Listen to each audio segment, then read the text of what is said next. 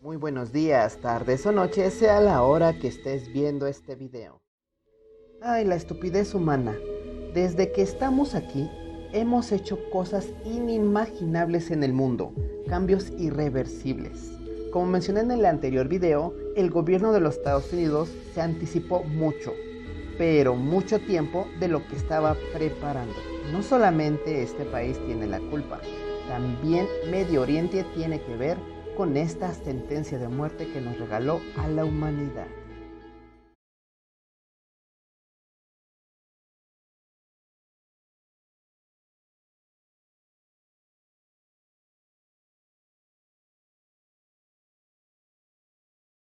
I review four different scientific studies in the literature, professional literature. First, a DNA genetic sequencing of the Wuhan coronavirus by scientists in France and Canada, and their conclusion is that it has gain of function properties. As we've discussed before, gain of function properties is only useful for offensive biological warfare work, and it has to be done in either a BSL-4 or a BSL-3 facility. And we know that Wuhan is a BSL-4 facility, and it said quite clearly when it was opening up, it was there to deal with coronaviruses and SARS. SARS is a weaponized version of the coronavirus. Wuhan has worked on that before.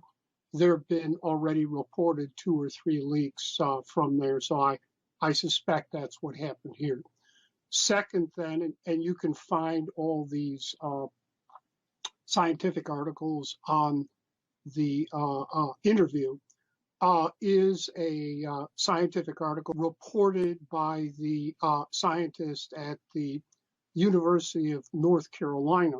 It is clear that if you just read through it, that they were engaged in gain of function DNA genetic engineering on the SARS coronavirus. Likewise, if you read the study, one of the researchers there was one of the top biological warfare experts from China, and that expert, I can't tell if it's a he or a she, but the name is there, was from the Wuhan BSL-4 facility. That's right on the scientific article itself.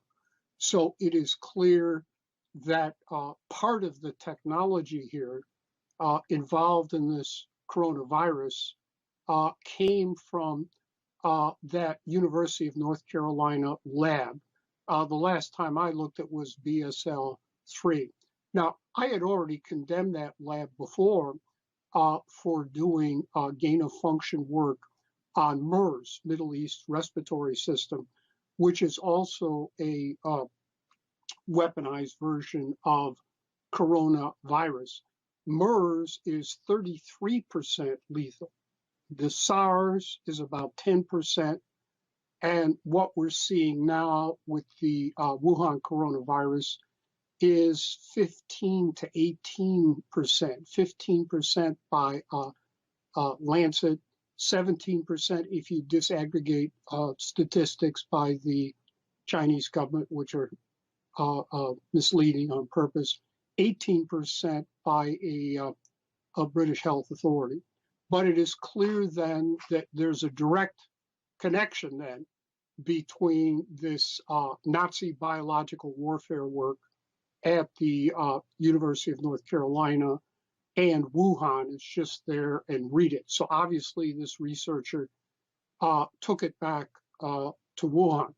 The third article I discussed, again, scientific article, someone from that Wuhan facility also worked with scientists in Australia to DNA genetically engineer SARS together with HIV, which we've discussed before.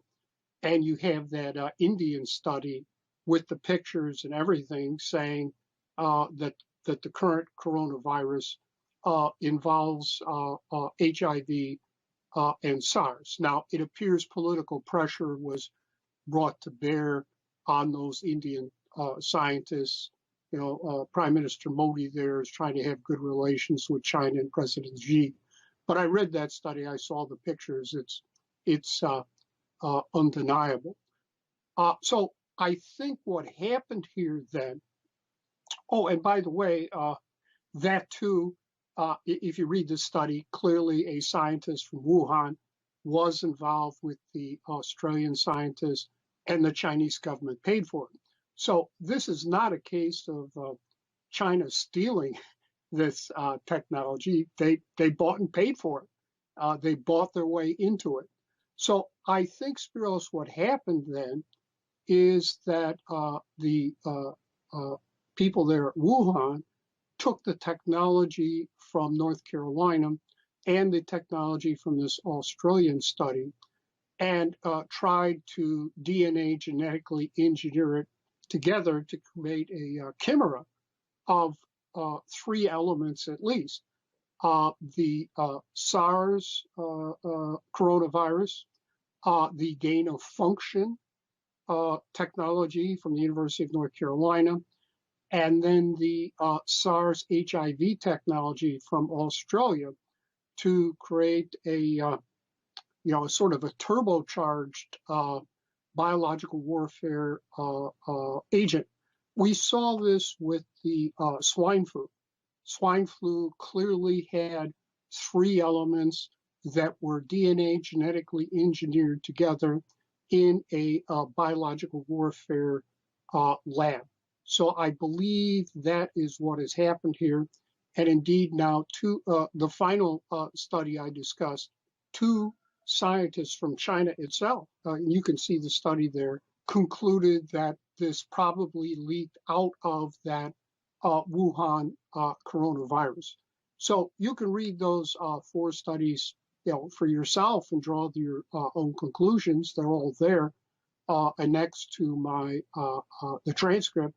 But certainly that was my conclusion. You'll also note that the North Carolina contract was funded by the National Institutes for Health and NIAID, the National Institute for Allergy and Infected Diseases. So they're up to their eyeballs in this. They knew exactly what they were funding, and they were funding it with Wuhan. And that is why then we are getting total disinformation, lies, and propaganda by Fauci, by the National Institutes of Health, by NIAID, this woman, Les Monnier, if that's how you pronounce her name, and the CDC. I've also discussed with you why the WHO is lying about it and covering it up. So that, I think, is the importance of the interview I'm giving to you here today to try to, cut through all this. If we're seeing all this mass confusion and pandemonium, it is because the highest level officials, certainly the United States government, the British government, the Japanese government, and others, will refuse to admit that this is an offensive biological warfare agent, because they're all doing the exact same thing.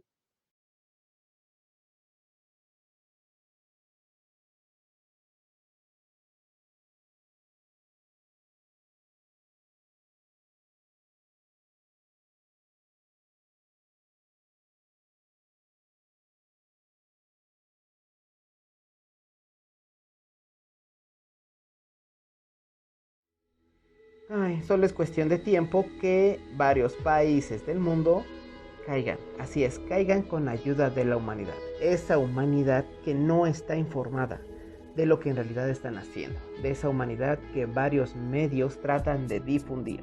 Esa humanidad que tardan en hacer más caos y muertes que el mismo virus. Hay una frase que hizo el actor Nicolas Cage protagonizando un personaje llamado Yuri Orlov, que va más o menos así. ¿Saben quién heredará la tierra? Los vendedores de armas, porque el resto está muy ocupado matándose. Es el secreto de sobrevivir, no ir a la guerra. En especial consigo mismo.